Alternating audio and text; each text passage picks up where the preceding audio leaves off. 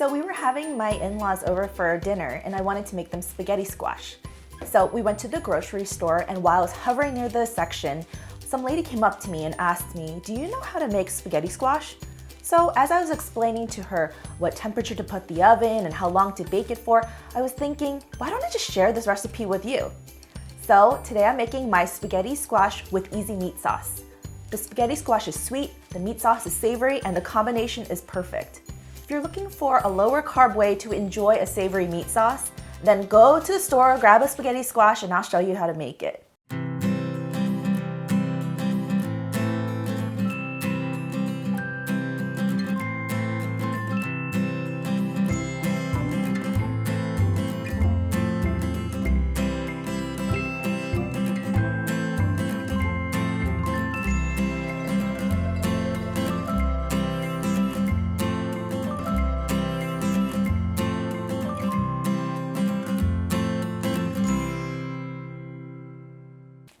You guys, today is a very special episode because this is our very first episode of Bits and Pieces in our brand new kitchen. So I hope you checked out our kitchen tour. If not, we'll put the link down below. But it's also episode 10, which means we're halfway through Bits and Pieces for season 1. So, okay, let's go back to cooking. I'm just slicing through a 3-pound spaghetti squash. You need 2. So this is what you're gonna need for my spaghetti squash with easy meat sauce. Spaghetti squash, ground beef, crushed tomatoes, carrots, onion, garlic, red pepper flakes, olive oil, basil, and Parmesan cheese. So I'm just scooping out the seeds with a large spoon. Yeah, I'll admit it, spaghetti squash is kind of hard to cut. It's probably one of the harder squashes to cut through, but you just have to stab your knife through the center and wiggle it, rock back and forth, and you'll get it. These spaghetti squash are gonna act as individual bowls. So you're gonna eat right out of the squash. 1/2 will be a portion for each person. So when you go to the store, take the time to actually weigh out each squash and make sure that each squash is anywhere between 3 to 4 pounds, because if it's any bigger than that, it's harder to utilize and it's also too much to eat, I think, for one person. If you want to be extra resourceful, then don't throw out these seeds because you can always toast them up just like pumpkin seeds. So you're gonna grab your olive oil and you just need 3 tablespoons for the entire recipe divided. So in the first step, you're just gonna put 1 tablespoon of olive oil divided amongst the 4 of the squash pieces and just drizzle it. You can just eyeball it like me. We're gonna throw these into a 400-degree oven, and we're gonna put them cut side down after we season them. So you're gonna do a first step of seasoning with salt and pepper, but we will season it after it's cooked too. So you don't have to go super crazy right now. And then flip it upside down. And then pop them into the oven for anywhere between 50 minutes to an hour, 50 to 60 minutes, or until a knife can pierce the thickest part of the squash easily.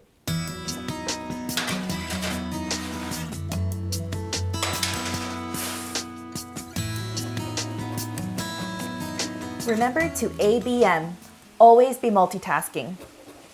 So while the squash is being nice and roasted in the oven, I have 1.5 pounds of ground beef on the stove. I use the 2nd tablespoon of olive oil in the pan for that. So what I like to do with ground beef is I usually buy the family pack of 3 pounds and then I just divide it in little sections when I get home and I put it in the freezer marked with how many pounds of beef it is. So I just split the pack in half and then I have 1.5 pounds. Then it's ready for me whenever I need it. You just have to thaw it out. So what I have going here is 2 cloves of garlic, and we're just gonna mince it, but you don't have to be too crazy about making it super fine. And then 1 medium onion, and I'm just gonna cut it into fine dice.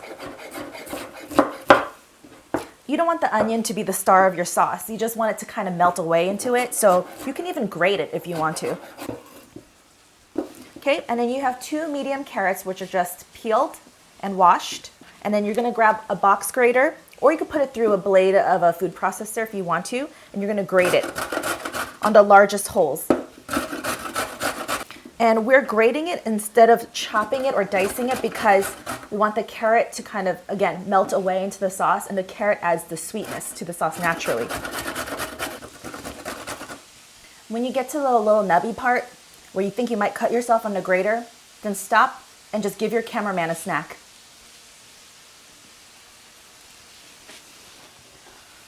Let's move over to the stove.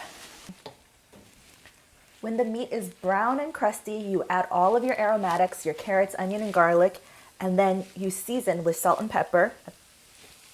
Make sure that every layer has flavor.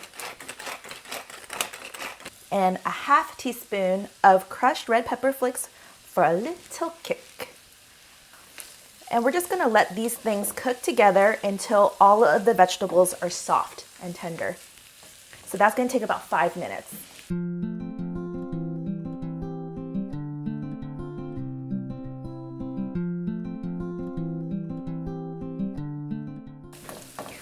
So after 5 minutes, everything is well incorporated and tender. And this is why this is an easy meat sauce. And then you just grab a 28-ounce can of crushed tomatoes, pour it in, and then swirl in a little bit of water, because see all that at the bottom? Just a little, no waste. Swish, swish, swish. This is pretty much it. You're just gonna bring this to a high simmer, which it's kind of already doing already, and then cover it and let it simmer for 15 minutes at least. You can do a little bit longer, but you need about 15 minutes for all the flavors to kind of meld together. For those of you who follow our blog, you know that we were shooting our first few episodes of Bits and Pieces in my mother-in-law's kitchen. I know it's a nice kitchen and it's kind of set up for a cooking show, so it really worked, but at the same time, we're finally in our own place, and it feels really good because, I don't know, like I have all my old stuff now. I was without it. It was all in boxes and everything. So now it's really nice to have my own stuff and cook quietly in the kitchen with the snow falling. And this is the perfect meal to start it off because this is just so comforting. A few more minutes to go. It's been 15 minutes. So everything should just be nicely incorporated at this point. And it looks like it. Taste for seasoning, always taste for seasoning.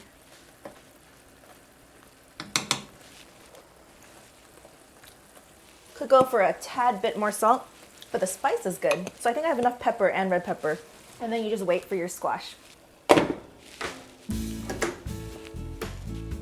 So while I'm waiting for everything, I'm just going to grate some cheese, Parmesan cheese. We're going for a ½ cup total, and we're gonna divide that amongst all of the 4 pieces of squash. Plus a little extra more to garnish on top, or you can also do this method, which is get a vegetable peeler and make some shavings, maybe shorter shavings, just for some dramatic effect for garnish.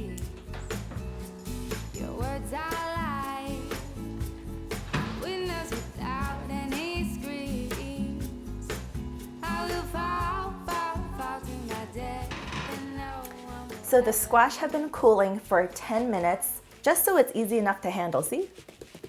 And that keeps them still warm, but easy enough to handle. See? Ooh, look at that steam. And that beautiful char that you can only get from roasting in the oven. So you grab a fork and just gently scrape. Scrape away the flesh, and do you see that? It just turns into spaghetti. I like to keep a little bit of a border around the spaghetti squash because I like to serve this dish right in its own dish. And so having that little border around helps it keep its shape, especially because it's still kind of soft at this point. This squash is about 3 pounds and this one's about 3 3/4, so close to 4 pounds. You want the strands to be soft enough, but not mushy. because then the texture is a little weird. Spaghetti squash does not taste like spaghetti. I don't care what other people say. It tastes like squash, but it's sweet and I don't know, the texture is just so unique. So while your strands are nicely piled up and still a little hot, you then at this point grab your last tablespoon of olive oil and you just divide it among all of these pieces.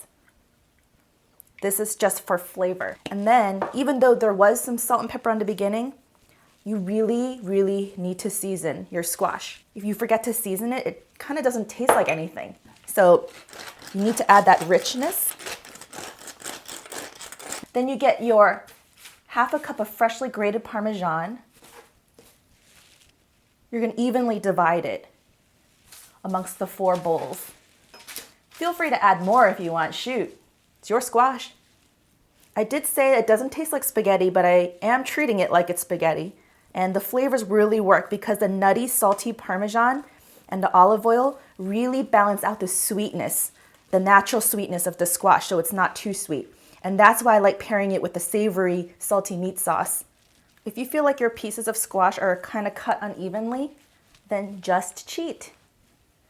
Go like this and share. Sharing is caring. No one will even know. Everything's still hot because I kept it covered. You get your gorgeous meat sauce, and then you just do that. This is a generous amount of meat sauce for 4 portions. You might have extra, and that's fine. Serve it over real pasta the next day. The smell is insane, so I bet my cameraman is salivating right now. And then I like to grab some shavings of Parmesan cheese, which you saw me do with the vegetable peeler. Just right on top. And then some basil leaves. How cute and colorful. Okay, and now to taste it. What can I say? So each person gets their little boat in a shallow bowl or a dish.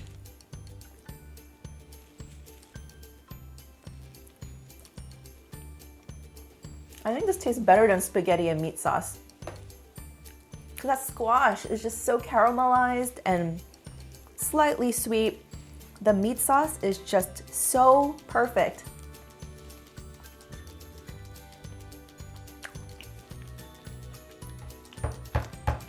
That is good stuff, guys. Okay, let me offer you some substitutions.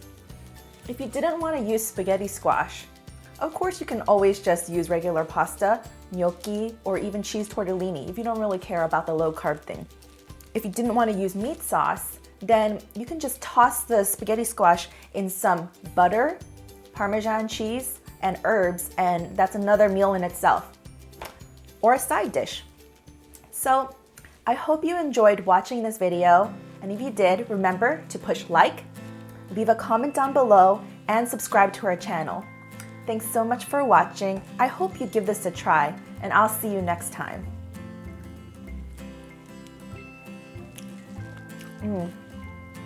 I should open a restaurant. Who knew a squash could taste so good? I'm gonna drink this meat sauce. Pour it in the cup.